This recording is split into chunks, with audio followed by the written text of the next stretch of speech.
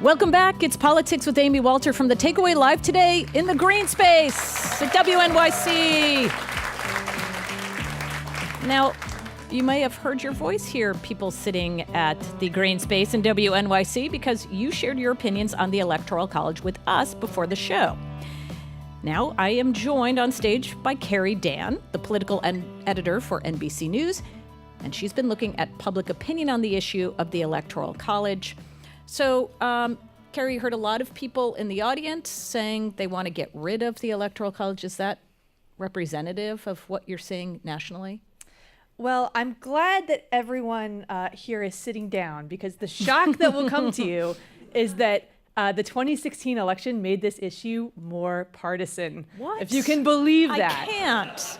If you can believe that. This used to be more of a bipartisan consensus that this system was not working. Back in 1970, it was an 80% issue. People wanted to move to a national popular vote. What we found in our most recent NBC News Wall Street Journal poll just at the end of April was that the 2016 election has made this a very, very partisan issue.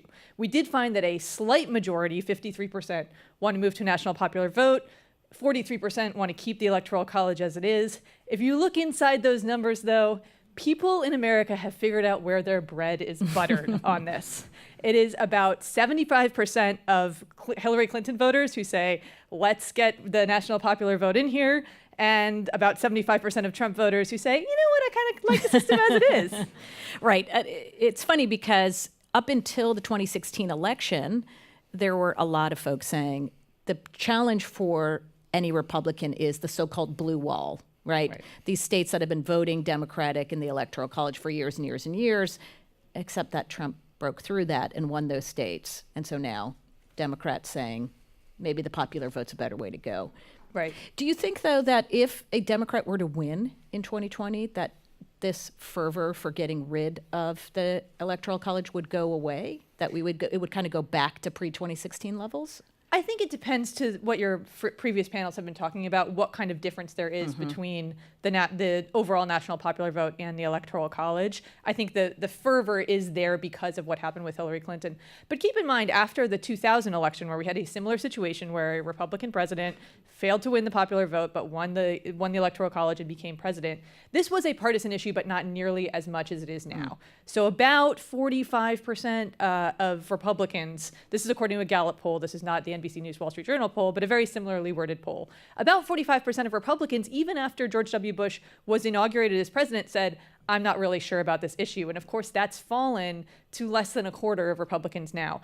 I think this is pretty entrenched. You see similar divides in the rural and urban communities. You see rural voters far more likely to say, I think that the Electoral College benefits me, and urban voters far more likely to say, I really don't like the way that the system is. You also see it in demographic changes. Black voters are the most likely group overall to say a national popular vote is the system that we should be using. So I do think voters from the last, 2 out of the last 5 elections, voters have seen somebody who did not win the national popular vote become president.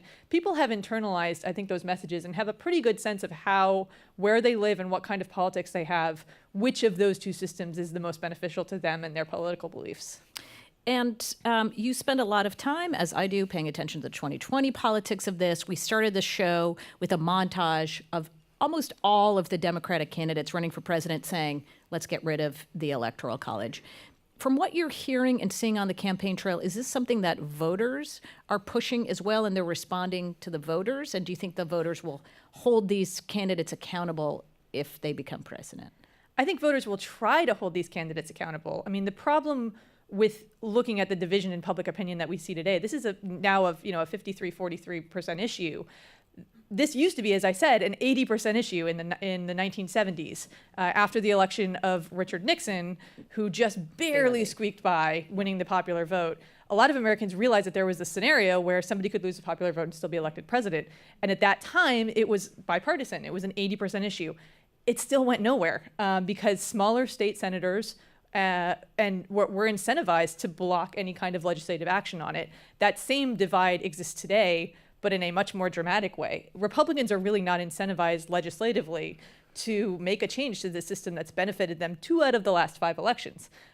So while I think Democratic voters are going to try to hold a Democratic presidential candidate accountable on this, I think all of those candidates have to be asked, how do you actually want to get there? I mean, you've discussed earlier in the show the variety of ways that activists are trying to change the system, but the political will has to be there. And if it wasn't even there with an 80% majority of Americans, it's difficult to imagine with the divide that we're seeing right now, with a major change to happen in the near future. Right.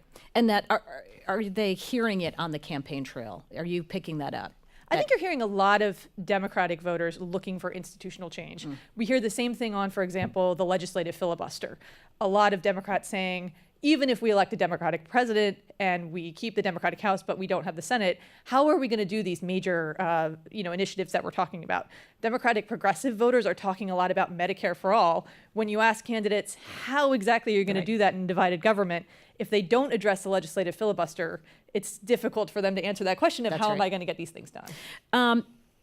Just quickly, I know that you didn't necessarily measure this in your poll, but I'm curious to hear your answer. We've talked a lot about it on the previous panels. Based on the political polarization we have right now, if we have another election where the popular vote, electoral vote are at odds, do you think the legitimacy of the presidency is going to be damaged in the minds of voters significantly? Again, I think it is. It definitely depends on how big that margin is. If it was 2.9 million votes in the last election, if that's incrementally more, voters are going to start to question that. And then you'll have 3 out of the last 6 elections. I mean, you will have a lot of voters saying, my voice has continued not to matter in half of the recent elections in my lifetime. On the other hand, there are lots of Democratic or Republican voters out there who will raise their hands and say, I'm from a rural area, I want my voice to be, counted the way the founders intended. And you'll hear that message from Republican candidates. Right. Carrie Dann, political editor for NBC News. Carrie, thanks for joining me. Thank you so much.